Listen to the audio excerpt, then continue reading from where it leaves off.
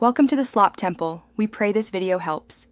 You begin by opening Google Images and applying the usage rights filter so you only see reusable content. This avoids copyright trouble later.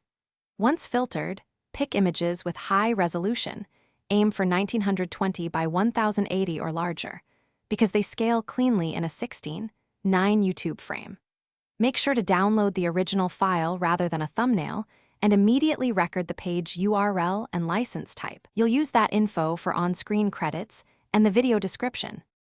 Once you have originals, import them into an editor and crop each to a 16:9 aspect ratio so they fill the YouTube frame without black bars.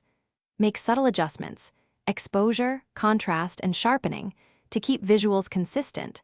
Strong filters can change meaning or violate usage terms.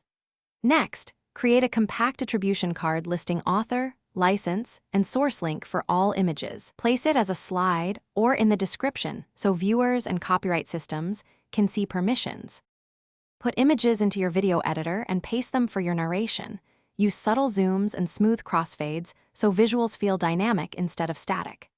Export as H.264 MP4 at 1080p and include an attribution slide or on-screen text matching your recorded license info, then paste those same credits into the video description.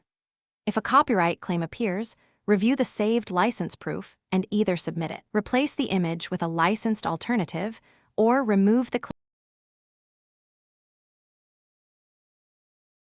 Thanks for watching. Consider subscribing if we helped you.